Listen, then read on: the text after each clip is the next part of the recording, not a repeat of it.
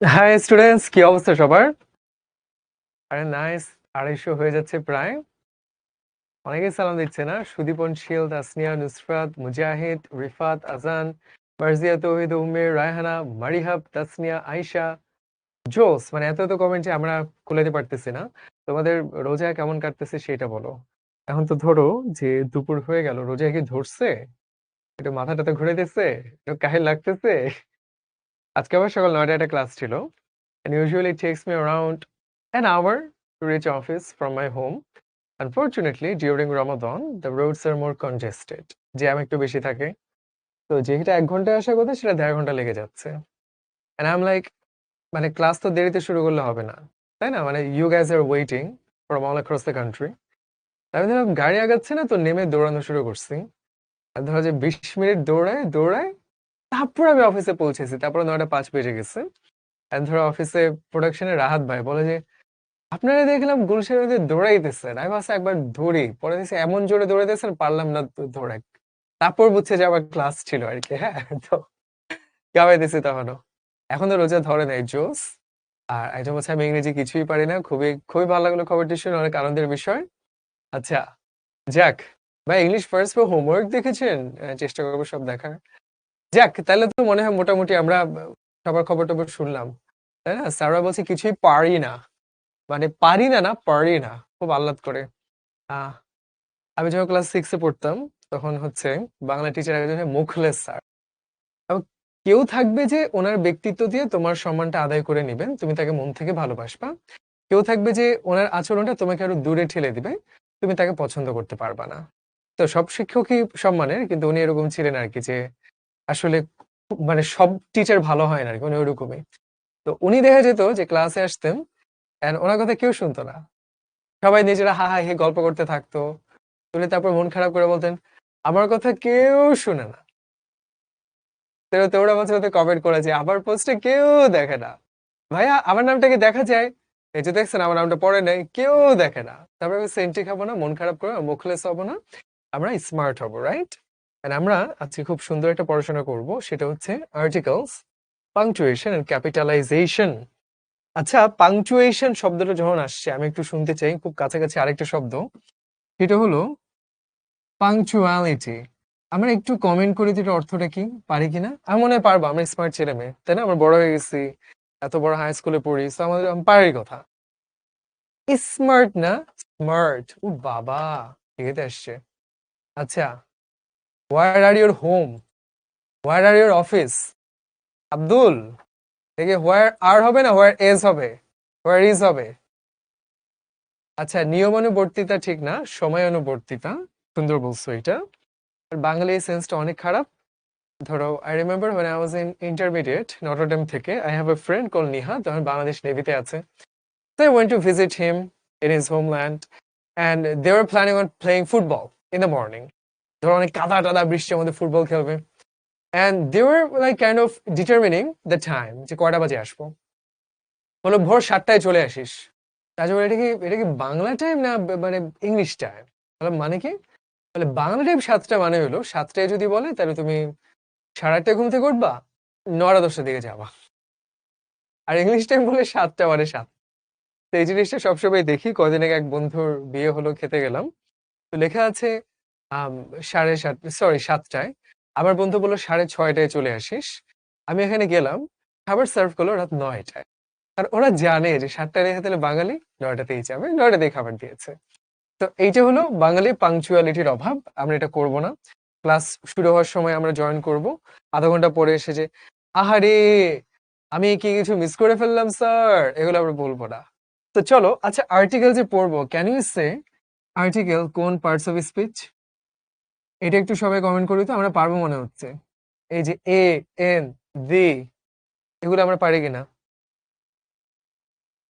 দেখে তো পারি কিনা। ভাই আপনি কি আরবি? আরবি তো একটা ভাষা, আমি আরবি কেন আরে খাইছে, সবাই পারতেছে, it's an adjective. Exactly, exactly. এখন তাইলে আমরা একটু শুরু করতে পারি ক্লাসটা।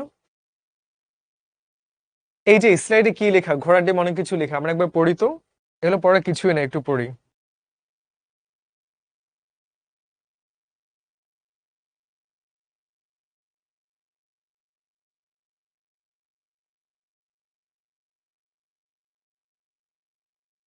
আর্টিকেল বলতে বোঝায় কি বোঝায়? এ এন দি, ঠিক কিনা? সেটা অ্যাডজেক্টিভের কাজ করে কেন করে? কলম বলতে একটা কলম যখন বলি পরিমাণটা বোঝাচ্ছে, তাই না? একটা কলম। আবার ধর আমরা যখন বলছি রক, তার মানে কি হলো? একটা পাথর। হ্যাঁ, যে রাস্তায় রেল লাইনের ধারে একটা পাথর পড়ে আছে, এ রক। বাট যখন তুমি বলতেছো দি রক, তখন কি হয়ে যাচ্ছে? ডব্লিউ ডব্লিউ দি রক, তাই না? সে কিন্তু এ রক না, সে হলো দি রক। তার মানে জিনিসটা নির্দিষ্ট করে বললাম, তাই না? তো এই হইল কথা।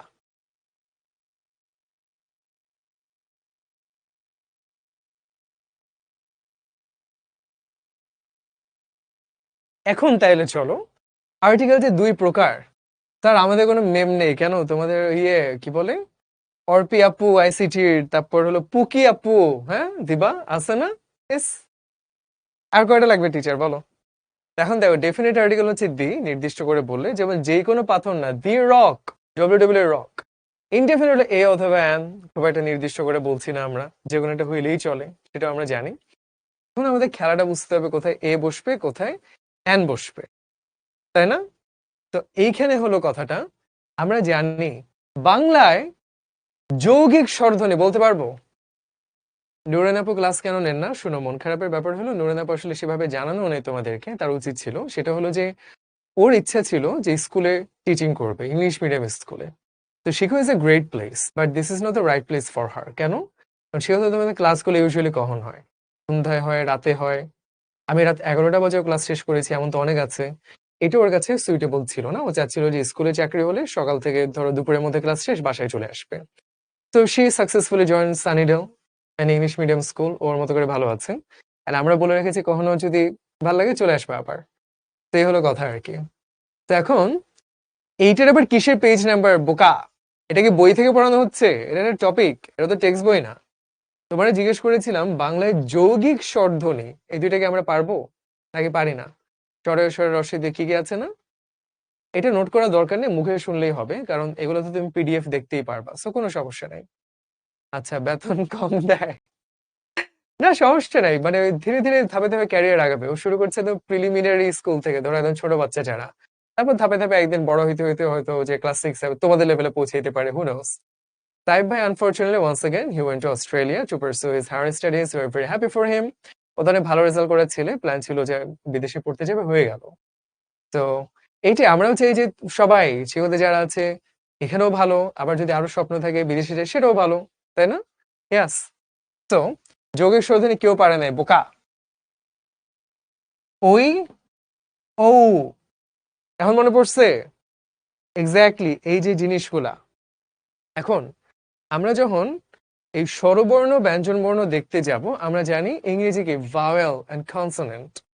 এখন ইংরেজিতে এই 5টা অক্ষর হইলো ভাওয়েল, কিন্তু আমরা যখন এ বসবে নাকি অ্যান বসবে সেটা দেখতে গেলে অক্ষর দেখলেই হবে না, উচ্চারণ দেখতে হবে। এটা বলতে গিয়ে মনে পড়ে গেল রমজান মাস আসছে। এটা কিন্তু দোয়া কবুলের মাস, অনেক ভালো কাজ করার মাস। কোরআন শরীফ কি পড়া হচ্ছে তোমাদের? এটা কমেন্ট করো তো। আমার মতে কোরআন শরীফটা অবশ্যই পড়া উচিত। তার থেকে বেশি গুরুত্বপূর্ণ শুদ্ধভাবে তেলাওয়াত করা, সেটা শেখা উচিত। This is the best time. তো আমার মনে আছে when I was in a madrasa and they would make us go through many exercises, থাকে না যে তুমি উচ্চারণটা শিখবা।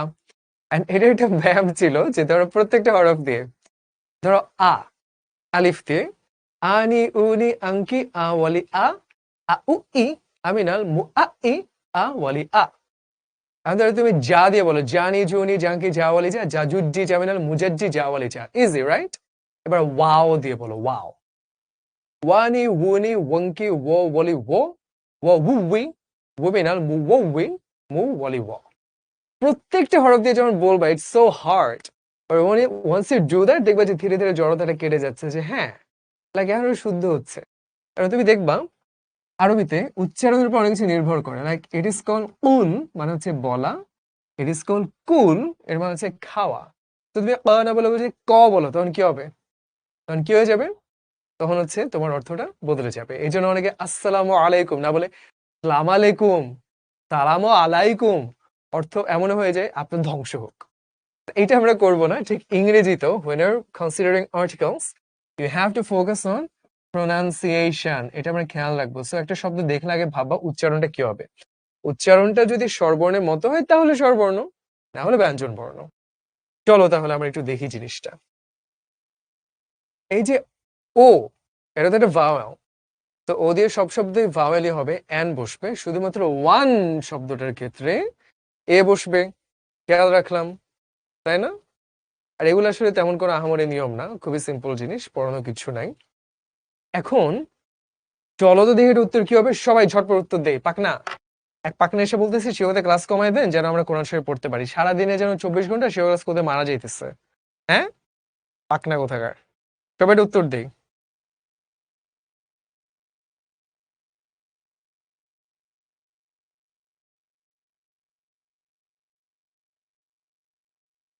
ভাই আপনাকে রোজায় ধরেছে? অবশ্যই রোজায় ধরেছে। I am very tired but what can I do. Rifat বলছে এ, অনেকে বলছে সি। কোনখানে এ শব্দটা মানে আর্টিকেলটা কারেক্টলি ইউজ হয়েছে, তাই না? আচ্ছা, ফার্স্ট অফ অল এখানে তো এন হবে, বুঝাই যাচ্ছে এলিফ্যান্ট, সো বাদ। এন হবে অ্যাপল, বাদ। তাহলে এইটা না এইটা পারবো আমরা? পারবো, অনেকেই পারছি, which is fantastic, which is okay। তবে এখানে তো, এখানেও ঠিকই আছে, ইউনিক অ্যাপ্রোচ ঠিকই তো আছে, সমস্যা কি? দুই ক্ষেত্রে এই বসবে, তাহলে এও সঠিক সিও সঠিক। এর কারণ হলো আমরা এই ব্যাপারটা একটু মাথায় রাখবো। আমরা একটু আগে যেরকম দেখলাম, ও দিয়ে সব শব্দে ভাওয়েল বসবে, শুধু ওয়ান শব্দে কি হবে না, এন বসবে না, এ বসবে, তাই না? এ 1 টাকা নোট। ঠিক একইভাবে ইউর উচ্চারণ কিন্তু দুই রকম হইতে পারে। একটা হইতে পারে ইউ, যেমন এ ইউনিফর্ম, যখন ইউ বসবে তখন এ বসবে। একটা হইতে পারে আ, অ্যান আঙ্কল, তাই না? আর কি হইতে পারে? মূলত এটাই হয়, তা হলে তখন হবে এন, আর ইউ হলে তখন হয়ে যাবে এ। এটা আমরা শিখলাম, খুবই ভালো, আমরা শিখে ফেলছি। এবার কি বললাম, এটা তো আমরা দেখলাম, এটা তো আমরা জানি যে ভাওয়েল থাকলে অবশ্যই এন বসবে, জানলাম। তো এবার ব্যতিক্রমটা দেখি এইচ দিয়ে। একটু আগে যেমন ইউ দিয়ে দেখলাম যে উচ্চারণ যদি আ হয় তখন বসবে এন, আর উচ্চারণ যদি ইউ হয় তখন বসবে এ। এইচের ক্ষেত্রেও একই। যেমন যখন আমরা বলছি এটা কিন্তু হনেস্ট না, এটা হচ্ছে অনেস্ট, তখন হয়ে যাবে অ্যান অনেস্ট ম্যান। এরকম আরো একটা শব্দ বলতে এইচ দিয়ে, যেটা উচ্চারণ হ হয় না, যেটা উচ্চারণ অ হয় অথবা আ হয়, যেমন অনেস্ট। দেখে আমরা পারি কিনা? এই যে গান্ডু, আপনার নাম কি, এটা কি, ওটা কি, এত কথা কেন? আওয়ার, ইয়াস, অনার্স, শাব্বাশ, সেটা আমরা পারছি, আওয়ার, তাই না? তারপর honours, very good. What else is there? How, না ওইটা অবশ্য হয় না। Honour, yes, honour. তাহলে মোটামুটি অনেস্টি, ভেরি গুড, আর এটা আমরা পারলাম, তাই না? এটা আমরা পেরে গেলাম। আবার এই যে এয়ার বলে না, উত্তরাধিকার, সেটা কিন্তু এয়ার। হ্যাঁ, তারপর ধরো যে যখন অনেস্ট আমরা লিখলাম, হ্যাঁ, তাহলে দেখো আমরা কিন্তু পারছি জিনিসটা ফাটাফাটি। তো আমরা এটা খেয়াল রাখবো যে যদি উচ্চারণটা অ অথবা আ হয়, an honest man, an hour, তখন আমরা আ বসাচ্ছি। এবার এখানে মজার ব্যাপার, এই যে শব্দ সংক্ষেপ, এটা ইংরেজি কি জানো? শব্দ সংক্ষেপ এটাকে ইংরেজিতে কি বলে? একটা সুন্দর শব্দ আছে, শব্দকে ব্যাখ্যা করে বলাকে বলতে পারো এলাবোরেশন। হুম, শব্দের সংক্ষেপটাকে কি বলে? অ্যাবস্ট্রাক্ট, না না না, অ্যাব্রিভিয়েশন সাজেট সবার আগে বলেছে, এক্স্যাক্টলি। একটা খুব সুন্দর কথা আছে ইংরেজিতে, brevity is the soul of the wit. Wit মানে হচ্ছে বুদ্ধিমত্তা, বিচক্ষণতা আর কি। ব্রেভিটি মানে হচ্ছে সংক্ষেপ করা, স্বল্প কথা বলা। তুমি দেখবে অনেকে খালি বক বক করে, জানোস দোষ কি হয়েছে, মানে বিরক্ত লাগতে থাকে। আবার কেউ থাকবে খুব কম কথা বলে, কিন্তু তার কথাটা গুরুত্ব দিয়ে শুনবা, কারণ কি, সে যেটা বলে ওটা মিনিংফুল হয়। আর এই দুষ্টুটা কে, এটা এটার ঘাটটা ধরে কানটা মলা দিতে হবে, ওরা স্প্যামিং করে ফাটাই ফেলতেছে, কি নাম এটার? কি জানি, তাইয়েদ ভুইয়া, এই যে বাবু ভুইয়া সাহেব, ভুইয়ার দামটা রাখেন। এসব করলে কিন্তু কি হবে, কানটা ধরে বের করে দিলে মন খারাপ হবে না? আমরা তো চাই তাইয়েদ ভুইয়া আমাদের সাথে থাকুক। তো হ্যাঁ, ব্রেভিটিতে সলভ দ্য ওয়ে যে কথা কম বলে কিন্তু মূল্যবান কথা বলে। সো ব্রেভিটি থেকে অ্যাব্রিভিয়েশন, সংক্ষেপে বলা। এখন ধরো তুমি যদি লিখো, এটা উচ্চারণ কি, মা গো ভাবনা কেন, তাই না? এক্স্যাক্টলি, তখন সেটা মা হয়ে যায়। আর যদি এইভাবে লিখলো তখন কি হয়, উচ্চারণটা এম এ, তার উচ্চারণ শুরুতে কি হলো, এ দিয়ে হলো, তখন এটা হচ্ছে vowel, N M A, N M P, তাই না? এই বুঝে গেছে জিনিসটা, যে অ্যাব্রিভিয়েশন যদি থাকে তুমি তার মা পড়বা না, তুমি এম এ এভাবে পড়বা, রাইট? ইয়াস, এটা আমরা বুঝছি জিনিসটা। এর মধ্যে রাফি বলছে, wow you can speak English very well but I try very hard but I can't. শুনো, it's all about practice, and trust me, when I joined here I was not very fluent with my English and that bothered me. Like if I want to work as an English teacher, I should be very fluent in this. So what I tried is that you have to practice. Like whenever I come to office and return home, on the way home I listen to something in my like YouTube or wherever. গান তো শোনাই যায়, গান শুনে তো তোমার সাথে শিখা হইতেছে না কিছু। গানটা কখন শুনি, যে ধরো ব্যায়াম করতেছি, ব্যায়ামের সময় আমার গান শোনা হয় না। মানে usual listen to interview, podcast or motivational speeches or stories, মানে যেটা শুনে আমার শিখা হইতেছে। এখন ধরো যে আমি তোমার একটা গল্প বললাম যে আজকে আমি আসছিলাম, এর মধ্যে জ্যামে আটকায় গেলাম, তারপরে আমি 20 মিনিট দৌড়াইলাম। এখন আমি তোমার গল্পটা বলছি, তুমি যদি এই গল্পটা ধরো হোয়াটসঅ্যাপ মেসেঞ্জারে অডিও মেসেজে আরেকটা বন্ধুরে বলো ইংরেজিতে, তখন দেখবা যে আমার মতো করে বলতে পারতেছো না, তোমার কথাটা চেঞ্জ হয়ে যাচ্ছে, কিন্তু তুমি তোমার মতো করে বলতেছো। এই যে প্র্যাকটিসটা করতেছো, তখন তোমার শিখা হবে। দ্য প্রবলেম ইজ তুমি প্র্যাকটিসটা করতেছো না। আমি গ্যারান্টি দিয়ে বলতে পারি তুমি এটা করবা না, যে একটা বন্ধু আছে তার সাথে তুমি সত্যি সত্যি হোয়াটসঅ্যাপে ইংরেজিতে তুমি বলবা, এ সামি ভাই jam and he let running, দূর ভাল লাগে না, যা বাংলা কথা বলি। এই যে ধুর ভাল লাগে না, যা হাল ছেড়ে দিই, এটা হইলে হয় না। একটু বেহায়া হইতে হয়, নির্লজ্জ হইতে হয়, যে আমি চেষ্টা করে যাবো। কোথাইতে থাকবা, আটকাইতে থাকবা, but eventually will gonna get there. Okay? তো পড়াশোনার ক্ষেত্রে কখনো সিনটি খাওয়া যায় না, হাল ছাড়তে হয় না, হ্যাচ্চরের মতো লেগে থাকতে হয়। দেখি আমরা সবাই উত্তর দিই, এটা কি হবে, আমরা পারবো।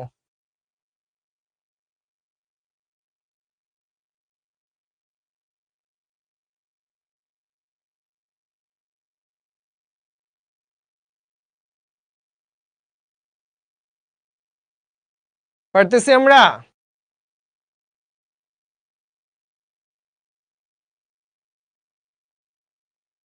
সাব্বাস, সবাই মনে হচ্ছে পারছি। আমার মনে হচ্ছে ভালো একটা সম্ভাবনা আছে আমাদের পাড়ার। ইয়াস, কিন্তু আমরা একটু একটু কনফিউজড এখন, না একটু সময় দিই, সবাই বলি, তারপর আমরা যাচ্ছি।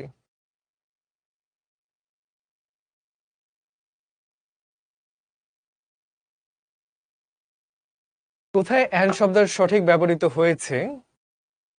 ইউনিভার্সিটি, উচ্চারণটা ইউ, তাহলে এর আগে অ্যান বসবে না, এ বসবে। ইউনিক, এর আগে এ বসবে।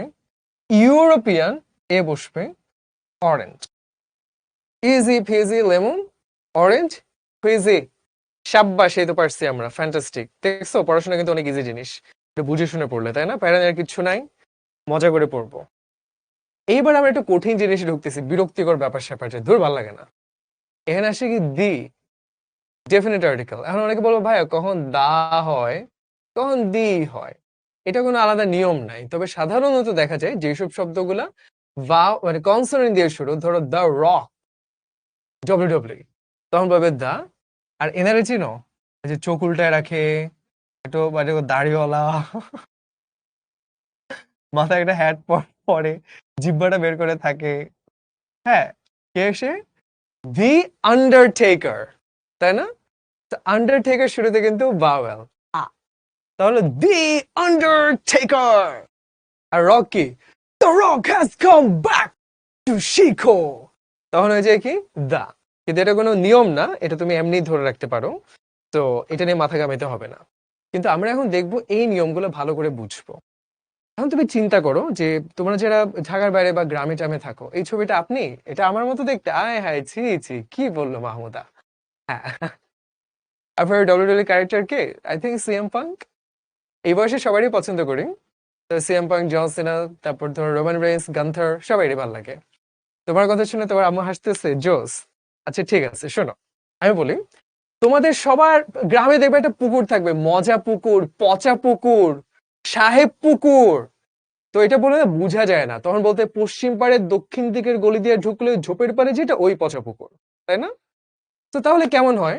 পুকুর তো নির্দিষ্ট করা যাচ্ছে না, কিন্তু নদী কিন্তু একটাই ভাই, পদ্মা নদী কিন্তু একটাই, 10টা না। যমুনা কিন্তু একটাই, তাই না? আমার যমুনা জল দেখতে কালো, চান করিতে লাগে ভালো, এটা কিন্তু একটাই। তো যেটা নির্দিষ্ট একটাই, তাহলে আমি দিয়ে দিতে পারি, তাই না? দি গ্যাঙ্গেস, মানে গঙ্গা পদ্মা। আবার চিন্তা করো সাগর, তাই না? আমি অকুল সাগরে ভাসিতেছি, আটলান্টিক সাগরে ঘুরিতেছি, এটা কিন্তু একটাই। তোমরা সব বড় হবা, সারা জীবন এখানে কাটাই দিও না, ঢাকা শহরে জ্যাম ছেড়ে ছেড়ে সামিবার মতো 20 মিনিট রাস্তায় দৌড়ায়। পৃথিবীর সবচেয়ে বাম দিকের কোন দিকে দেশ আছে? চিলি। Chilli Argentina. ওইখান থেকে একটা জাহাজ বের হয় প্রতি বছর, বুঝছো? তারপর এটা অ্যান্টার্কটিকায় যায়, পুরো অ্যান্টার্কটিকা ঘুরে আবার অস্ট্রেলিয়া ওই দিক দিয়ে যায়। মানে তোমার পৃথিবীর তলাটা একসাথে ঘুরে আসতেছো, মানে 6 মাসের জার্নি। তোমরা এরকম জার্নি গুলোতে যাবে, এক্সপেডিশন সেরকম বড় বড় মানে জাহাজে করে ঘুরবা। তো টাইটানিকের মতো জাহাজে চড়বা, তাহলে আবার ডুবে যেতে পারো, সেটা আবার রিস্ক। বাট ধরো যে তুমি বিসমার্কে চলো, না বিসমার্কও ডুবাই দিছিল। বিসমার্ক ছিল জার্মানির একটা জাহাজ, বুঝছো? ওরা খুব ভয়ঙ্কর ছিল, পরে ব্রিটিশরা ডুবাই দিছিল। তোমরা সান্তা আহা, এটাও ডুবাই দিছে। থাক, লাগবে না। বাংলাদেশে থাকে না যে ওই পদ্মা মেঘনা জাহাজ, এগুলোতে করে চড়ো, সমস্যা নাই। এখন এখানে একটু ঝামেলা আছে মাউন্টেনের আইল্যান্ড নিয়ে, সেটা কিরকম একটু বুঝাই বলি। Guys, I need to know from you, পৃথিবীর সবচেয়ে উঁচু পর্বত কোনটা? একটু কমেন্ট করে, আমি দেখতে চাই। সবাই কমেন্ট, পৃথিবীর সবচেয়ে বড় পর্বত কোনটা?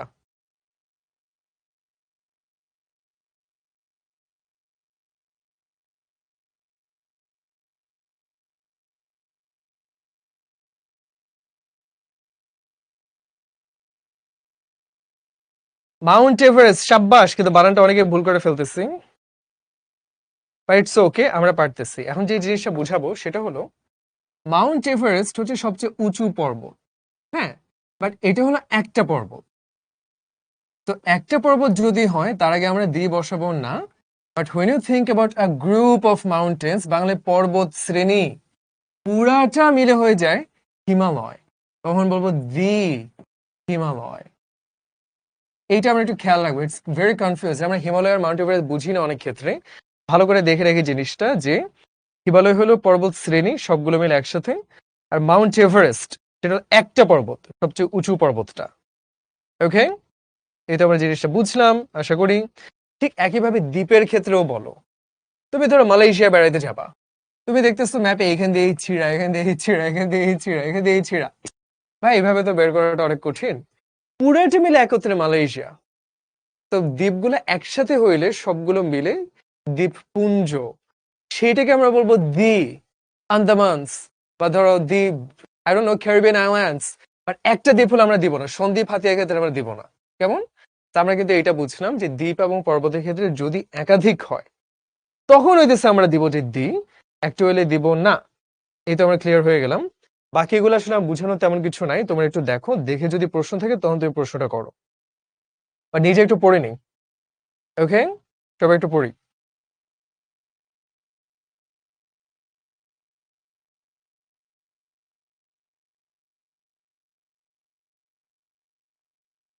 আমার অবস্থা খুব খারাপ হয়ে গেছে, আজান কখন দেবে তামজিদ, এরকম একটু হবে।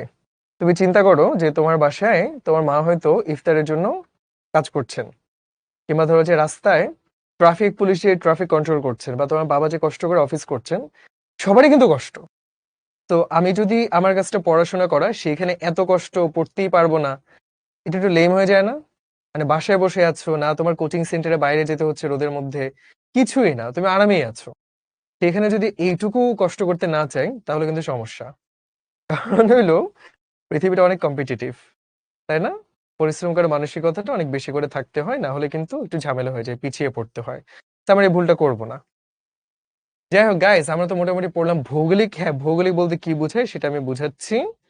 ভৌগোলিক বলতে চিন্তা করে দেখো, ধরো তুমি যদি চিন্তা করো সাহারা মরুভূমি, ভাই পুরাটা সাহারা মরুভূমি, এটা একটা ভৌগোলিক নাম। আর তুমি যখন একটা দেশের ভিতরে ঢুকাবা, আচ্ছা আমি জানি না আসলে আফ্রিকার কোনো একটা দেশে, তখন কিন্তু দেশ হিসেবে ধরতেছো, তাই না? তখন কিন্তু ভৌগোলিক নাম হিসেবে ধরছো না। ধরো এই যে আমি একটা ডিম ভাজির মতো বাংলাদেশের মানচিত্র আঁকলাম, এখন এটা দেখে বলো ভাই আমার খিদা পেয়ে গেছে ডিম খাবো, আন্ডা পরে খাও, এখন একটু পড়ি নাহলে পরীক্ষা আন্ডা মারতে হবে। তো এটাকে যদি দেশ হিসেবে বলো বাংলাদেশ, শহর হিসেবে বললে ঢাকা, তো ভৌগোলিক এলাকা হিসেবে বললে বঙ্গ বা দি বেঙ্গলস। তুমি কিন্তু বলছো না দি বাংলাদেশ, তুমি কিন্তু বলছো না দি ঢাকা, তুমি বলছো দি বেঙ্গলস। তার মানে একটা জায়গাকে যখন ওই ভৌগোলিক নাম বলবা, সাহারা মরুভূমি, বঙ্গ, পাঞ্জাব, তখন আমরা দি বসাবো, কিন্তু এমনি যদি তুমি শহর বা এগুলো হিসেবে বলো তখন আমরা বসাবো না। ওকে, এটা আমরা বুঝলাম। আর তো তেমন কিছু নাই, বাকিগুলো সিম্পল জিনিস। এবার চলো তাহলে দেখি মাসের তারিখের পূর্বে। এখন ধরো তুমি যদি লিখো যে এইভাবে 13-3-25, তাহলে হবে না। বাট এইভাবে যদি লিখো যে কবে জন্মদিন, দি 10th of July, তখন আমরা সারোয়ার এভাবে ফালতু কমেন্ট লিখে ফ্লার্ট করবো না, কেমন? কাজের কিছু হলে লিখবো, ইংরেজি পারি না পারি না একটা জিকির করার কিছু যে আল্লাহর কাছে দোয়া করব, তাহলে হইতেছে এরকম করবো না আমরা। ওকে, ঠিক আছে তাইলে। এবার দেখো এক জাতীয় সকল সাধারণ নাম, যেমন ধরো থাকে না যে দি খাও ইজ এ ডোমেস্টিক অ্যানিমাল, সেটা কিন্তু আমরা বলি। কিংবা এভাবেও বলি এ খাও ইজ এ ডোমেস্টিক অ্যানিমাল, সেক্ষেত্রেও বলি। সুতরাং এ খাও বলতে পারো, দি খাও বলতে পারো, দুইটাই সঠিক, দুইভাবে কিন্তু হয়।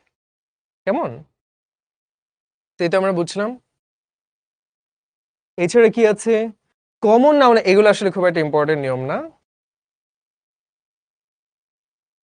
এবার তাইলে চলো সামনে আগাই। একটির অধিক হয় না, দেখো আকাশেতে লক্ষ্য তারা, চাঁদ কিন্তু একটাই, ঠিক আছে? তো তাহলে কি চাঁদও একটা, সূর্যও একটা। এখন এইসব ক্ষেত্রে কি হবে, অবশ্যই দিয়ে বসাইতেই পারো। আবার ধরো যে কোন একটা জাতি যদি বুঝায়, বাঙালি জাতি, তারপর রোজার ঈদে কি হবে, আমি যেহেতু বুড়া হয়ে গেছে আমার মানুষকে সালামি দিতে হয়, তাই না? সালামি দিয়ে আমি গরিব হয়ে যাবো, তখন কি হবে, দা পুয়ার, টাকা পয়সা নাই। তো তোমরা দাঁড়ে দাঁড়ে ঘুরে সালামি নিয়ে বড়লোক হয়ে যাবে, দ্য রিচ, তাই না, আর ভেরি হ্যাপি, তখন ব্যাপারটা এরকম হয়ে যাবে। ইয়াস। তো যাই হোক, এগুলো আমরা বুঝলাম, এই নিয়মটা খুব একটা দরকার নাই, এটা পরীক্ষা আসবেও না। তো মোটামুটি আমরা বুঝলাম। আচ্ছা এইবার তাহলে আবার ধুমধাম সবাই একটু কমেন্ট করি, সবাই পারবো।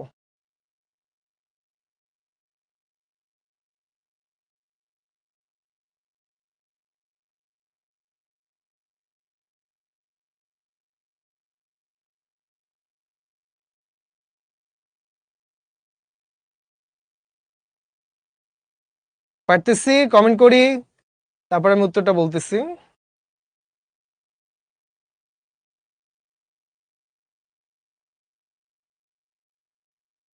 ইয়াস, শাবাশ।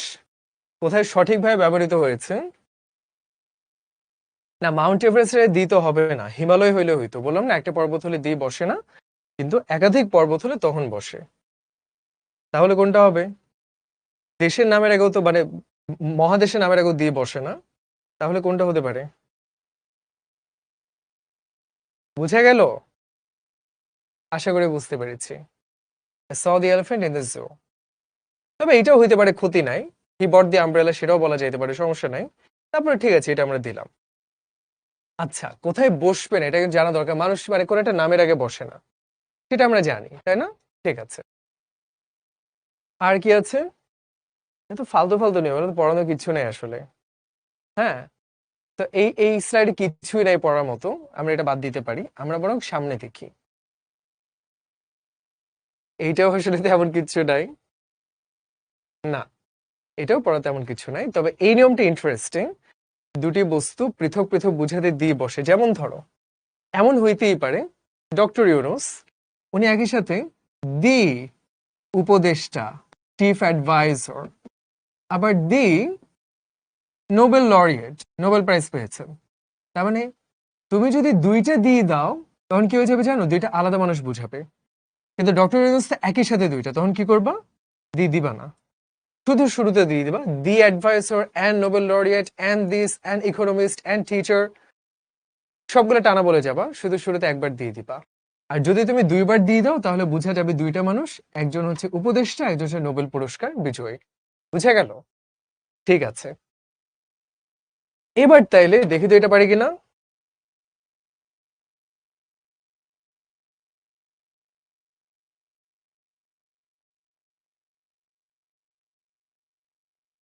তাহলে শেখ হাসিনা কি? উনি তো বর্তমানে নাই। আচ্ছা, সি হবে তাই আমি বলছি না। কোথায় আর্টিকেলের প্রয়োজন নাই? Honesty is the best policy, superlative ডিগ্রিতে দিয়ে বসবে। আচ্ছা, হি স্টাডিং ইন, আচ্ছা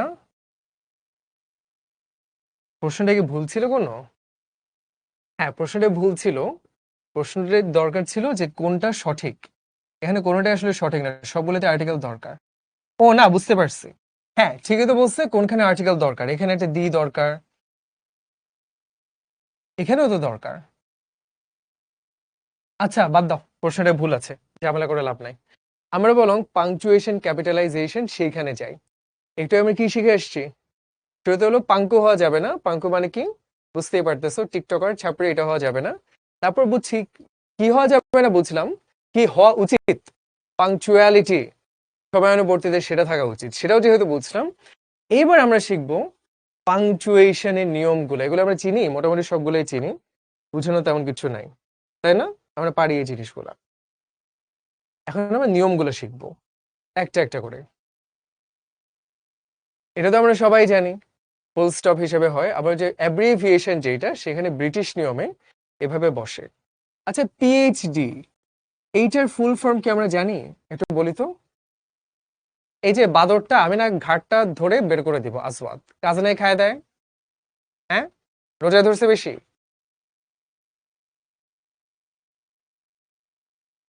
আরেকবার যদি এরকম মেসেজ, আমি কিন্তু এখন এখন ব্যান করবো তো, দেখি এটারে কিছু করার নাই, এটারে তোমার বাপ মারও জানাইতে হবে যে ক্লাসে এসে ঝামেলা করতেছো। আচ্ছা গাইস, পিএইচডি কে, এটা যে ডক্টরস ইন ফিলসফি, এক্স্যাক্টলি এই তো আমরা পারছি জিনিসটা, সুন্দর তাই না? এরকম শব্দ সংক্ষেপ যেগুলো থাকে সেই ক্ষেত্রে কিন্তু আমরা ডটটা বসাবো। আচ্ছা, এইটা কি পারবো আমরা? দেখি তো কোনটা সঠিক ছিল, একটু ট্রিকি কিন্তু, একটু ঠান্ডা মাথায় বুঝে শুনে তারপর আমরা বলি।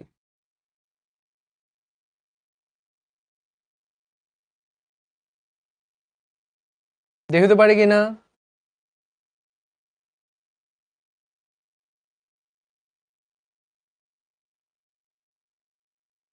জানি না, জানি না, কিচ্ছু পারি না আমরা, না জোস।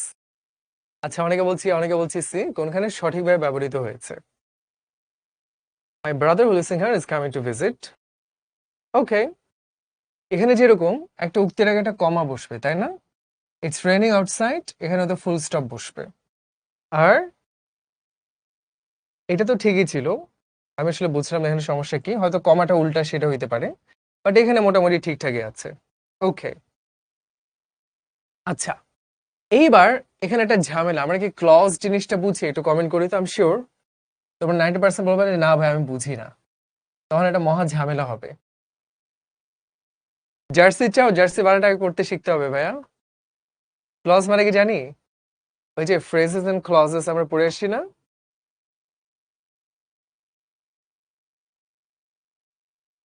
মোটামুটি বুঝি, তাই না? আচ্ছা, ক্লজ মানে হলো যেখানে ফাইনাইট ভার্ব থাকবে। ফাইনাইট ভার্ব মানে যেটা চেঞ্জ হতে পারে, যেমন গো পাস্ট টেন্স হয়ে যেতে পারে ওয়েন্ট, আবার ফিউচার হতে পারে উইল গো। এই যে এগুলো হচ্ছে এই যে কল, এটা পাস্ট টেন্স হলে কল্ড হয়ে যেতে পারে। তো ফাইনাইট ভার্ব থাকলে ক্লজ হবে। এখন ক্লজ দুই ধরনের, একটা হচ্ছে ইন্ডিপেন্ডেন্ট বা প্রিন্সিপাল, একটা হচ্ছে ডিপেন্ডেন্ট বা সাবঅর্ডিনেট ক্লজ। যেমন দেখো, আমি যদি বলি আমি তোমাকে উত্তর দিব, ঠিক আছে, খুবই ভালো কথা দিও, কিন্তু আমি যদি বলি যদি তুমি কল করো, তখন মানে কি হবে তাইলে? আসলে বাবা মার কাছে বিচার দিব যে ছেলেটা এখানে এসে বাদারামি করে বেড়াচ্ছে, নাকি বলবো যে তুমি খুব ভালো একটা কাজ করছো? জানি না, কিন্তু তার মানে ও কিন্তু মনে ভাব প্রকাশ করতে পারে নাই, ও সেটা প্রকাশ করার জন্য এই যে এর উপরে নির্ভর করতে হচ্ছে, তাই না? তো আমরা একটু খেয়াল রাখবো যে যদি তুমি কল করো, কিংবা যেহেতু সে অসুস্থ, এই যে যদি কিন্তু হয়তো যেহেতু, ও কিন্তু মনে হয় প্রকাশ হতে পারছে না, ওর কিন্তু বাক্যের অন্য অংশটা প্রয়োজন হচ্ছে। তো এটা হচ্ছে ডিপেন্ডেন্ট বা সাবঅর্ডিনেট ক্লজ, আর হচ্ছে ইন্ডিপেন্ডেন্ট বা প্রিন্সিপাল ক্লজ। এখন ধরো চিন্তা করো, যে হচ্ছে স্বাধীন, তার ট্যাক্স দেওয়া লাগবে না। ধরো তুমি যদি ভারতে বেড়াতে যাও, তো বাংলাদেশের মানুষ কি করে, ইন্ডিয়ান সাজে। ধরো তাজমহল দেখতে গেলে, এখন সেখানে তুমি যদি জানেও না তুমি বাংলাদেশি ফরেনার, টাকা বেশি নেবে। আরে হে মেরে দোস্ত, ক্যাসে হনে, তো এমনি করে যদি একটু বলো, তাহলে হয়তো ধরতে পারো আমি কলকাতা থেকে আসছো, তো তখন হলে তুমি ইয়েটা কম দেয়া লাগবে। তার মানে তুমি ওই দেশের মানুষ, তুমি ওই দেশের জন্য স্বাধীন একটা মানুষ। তো তুমি যদি ওই দেশের মানুষ হও, প্রিন্সিপাল মানে ইন্ডিপেন্ডেন্ট, স্বাধীন হও, তোমার কিছু দেয়া লাগবে না, ফ্রি। আর তুমি যদি বাংলাদেশের মানুষ হও, বাইরের, এই যে একটা ট্যাক্স দেয়া লাগবে, এটা হচ্ছে একটা কমা, তাই না? এক্স্যাক্টলি এই কমাটা এখানে বসাইতে হইলো যে আমরা যদি সাবঅর্ডিনেট ক্লজকে আগে বসে এটা কমা দিব আমরা। এটা তোমাদের এতটাও বুঝা লাগবে না এখনো, কিন্তু দিয়ে মানে একটু দেখে রাখলাম, হালকা হালকা আইডিয়া নিলাম। ওকে, আচ্ছা এইটা কি হবে, কোথায় সঠিকভাবে কমা বসেছে, এগুলো খুব ঝামেলাটা ভালো হয় না পোল কোয়েশ্চেন গুলা, বুঝছো?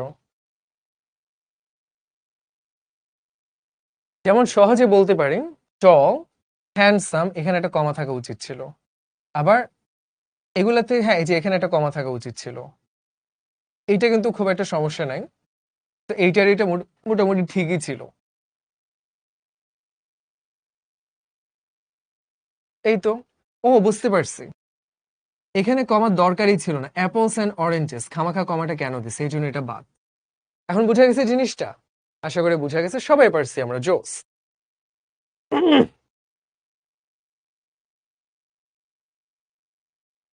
এবার তাইলে চলো, কোলন। কোলন কখন হয় ডায়ালগ লিখতে গেলে, তাই না? সাদমান ভাই, এনাম ভাই 6টা বাজে এনাম ভাই ওঠে মাঠে দৌড়াইতে যাবে, আরে কি জস বা, একদম ফিটফাট হয়ে যাবে এবার আমরা সবাই, তাই না? আর তাল ফেলানো হবে না। ইয়াস, তো কোলন আমরা পারি সবাই। এই যে এই জিনিসটা আসলে ব্যাখ্যা করার কিছু নাই, কোথায় কোলনটা ব্যবহৃত হয় ঠিকই আছে, সবগুলো আসলে ঠিক। তারপর আমরা বলি যে উদাহরণ বোঝানোর জন্য কোলনটা আমরা দিয়ে থাকি। যেমন এখানে যেটা ছিল 1 নম্বরে, যে 3টা মৌলিক রং আছে, লাল, নীল, হলুদ, তা আমরা এভাবে কোলন দিয়ে বুঝালাম 3টা, ব্যাস। এই জিনিসটা বেশ মজার, অ্যাপোস্ট্রোফিয়াস, এটা মানে কি? ধরো এই এই কলমটা কিন্তু যার তার কলম না, এটা কিন্তু আমার কলম, তাই না? তাহলে আমরা কি বলতে পারি এটা? যেমন ধরো সামিস ওয়াচ, হ্যাঁ, একটা অ্যাপোস্ট্রফি এস যুক্ত করলাম, সামিস ওয়াচ। এখন তোমার নাম যদি হয় আক্কাস, তাহলে কি বলবো, আক্কাসেস ওয়াচ? না, দুইবার তো আক্কাসেস বলার দরকার নাই, আমরা তখন বলবো শুধু একটা অ্যাপোস্ট্রফি যুক্ত করবো, আক্কাস ওয়াচ। কেমন? এখন খুব মজার একটা প্রশ্ন করি তোমাদেরকে,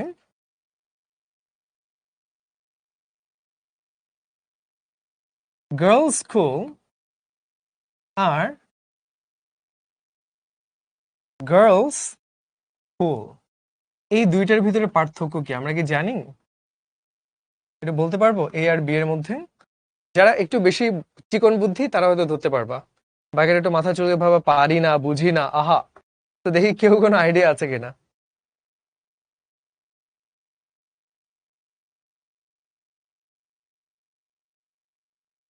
একেবারেই পারবো না, না? হবে না। Singular plural, exactly. এটা কে জানি বললো, খুব সুন্দর বলছে কথাটা সবার আগে, সেটা হইলো ওয়াজিহা, ফ্যান্টাস্টিক। ইয়াস, বাম হাত দিয়ে লিখতেও পারি, আঁকতেও পারি। আর Rafi, thank you for the kind compliment. হ্যাঁ, যখন তুমি বলছো গার্ল এরপর অ্যাপোস্ট্রফি এস দিচ্ছ, তার মানে হলো একটা মেয়ে, সিঙ্গুলার।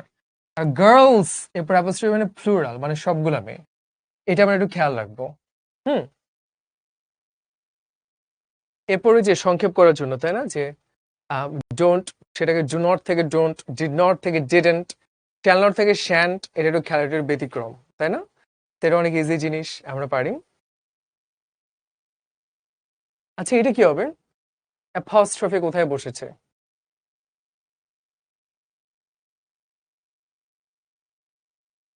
এখানেও অ্যাপোস্ট্রফি দেয়ই নাই, এখানেও দেয়ই নাই।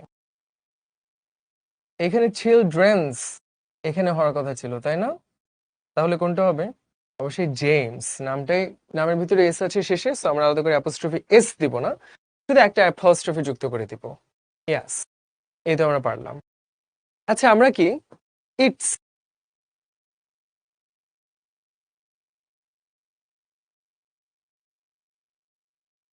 ভার্সেস ইটস, এদের পার্থক্য বুঝি, দুইটার অর্থ কি হতে পারে, দেখে তো পারি কিনা?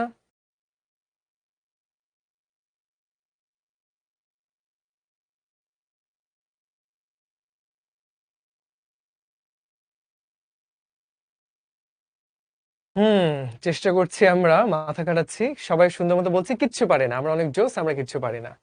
ইটস মানে হলো ইট ইজ, মানে ইহা হয়, আর ইটস মানে হলো ইহার। যেমন যদি বলি the pen it's colour is black, it's colour ইহার রং। এই তো বুঝলাম আমরা। আমরা সবই পারি, একটু মাথা খাটাইলে পারি, মাথা খাটাইতে চাই না, এই জন্য পিঠের উপরে একটু তাল ফালানো দরকার, তাই না? তো আমরা যখন হাইফেন বসাবো দিতে পারি, একসাথে লিখলে অদ্ভুত লাগে, তো আমরা হাইফেন দিলে বুঝতে সহজ হবে।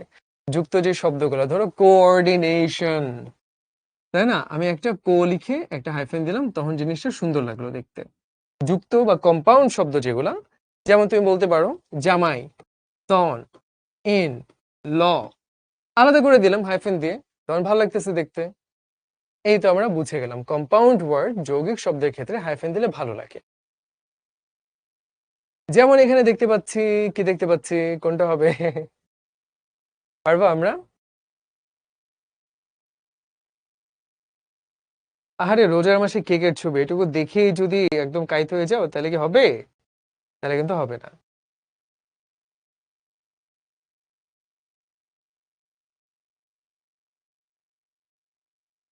আচ্ছা, অনেকে অনেক উত্তর দিচ্ছি, দেখি। এটা একটা কম্পাউন্ড ওয়ার্ড, দুইটা মিলে ওয়েল নোন, এটা হাইফেন হওয়া উচিত ছিল, তাই না? ইয়াস। টেক হোম অ্যাসাইনমেন্ট, বাসায় নেয়ার যে অ্যাসাইনমেন্টটা, তাই না? হাইলি স্কিল ওয়ার্কার, তিনটা মিলে হওয়ার কথা ছিল। এখানে যে স্টেট অফ দি আর্ট, পুরোটা মিলে একটা, তো এখানে এটাই ঠিক আছে। আচ্ছা, এবার আমরা ক্যাপিটালাইজেশন সেটা একটু শিখবো। প্রপার নাউন, যে কোনো নামের প্রথম অক্ষরটা অবশ্যই ক্যাপিটাল লেটারে হবে। এখন একটা মজার জিনিস দেখতে চাই, আমরা এটা বুঝতে পারি কিনা সবাই কমেন্ট করব।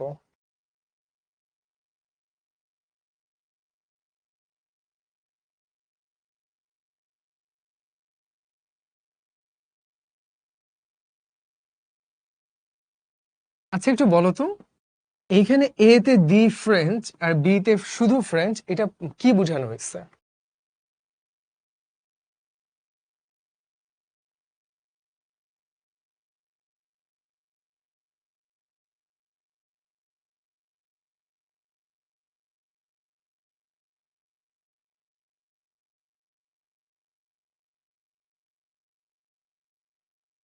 পারতেছি আমরা? এক্স্যাক্টলি, খুব সুন্দর করে পারছি তাহমিদ। হ্যাঁ, আরো অনেকে পারতেছি। দি ফ্রেঞ্চ মানে হচ্ছে জাতি বোঝানো হচ্ছে, আর শুধু ফ্রেঞ্চ মানে ভাষা বোঝানো হচ্ছে। এই যে এখানে সেটাই দেখানো হলো। যেমন এই যে জাপানিজ, ইন্ডিয়ান, হ্যাঁ, ঠিক আছে। তো চলো, আচ্ছা, দিকের নাম ইস্ট ওয়েস্ট নর্থ সাউথ, এগুলোতে ক্যাপিটাল এটা বসবে না, আমরা একটু মাথায় রাখবো।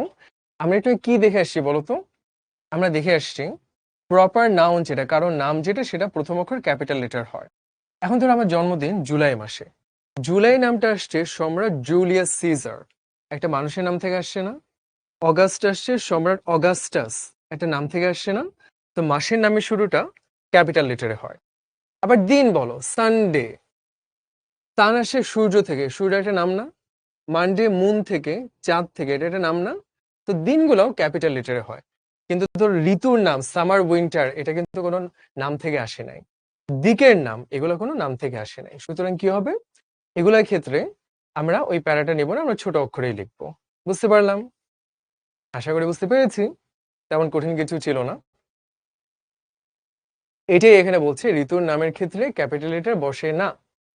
কেমন? আচ্ছা, এইটা দেখে তো পারি কিনা, এটা কিন্তু বেশ কঠিন আছে, দেখি আমরা পারি কিনা।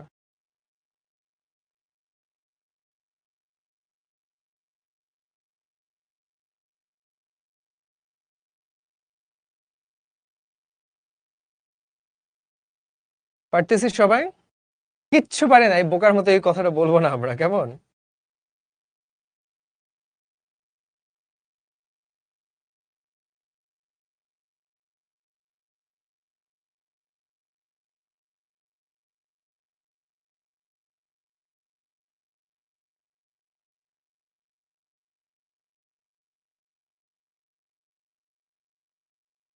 আচ্ছা।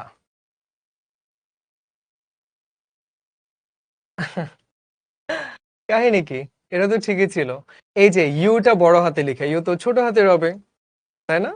এই নামগুলা সব বড় হাতের হবে। আর কি ছিল? হোয়াইট হাউস, এটা একটা বাসার নাম। হোয়াইট হাউস মানে সাদা বাড়ি না? হোয়াইট হাউস মানে আমেরিকার প্রেসিডেন্টের বাসভবন। এটা একটা আলাদা করে নাম, তাহলে এটা ক্যাপিটাল লেটার হবে। বুঝা গেল জিনিসটা এখন? তো এই যে একটু ঠান্ডা মাথায় বুঝে শুনে উত্তর দিতে হয়। উত্তর দিয়ে তারপর ইস ভাই আমি তো খেয়ালই করি না, এটা আমরা করব না। কেমন? তো গাইস, রোজার দিন আমি আর অত লম্বা করতে চাচ্ছি না ক্লাস। আমরা সবাই একটা স্ক্রিনশট নিয়ে ফেলি, আমিও তাহলে একটা পোস্ট দিয়ে ফেলি, না দিয়ে ফেলি পচা করে একটা পোস্ট।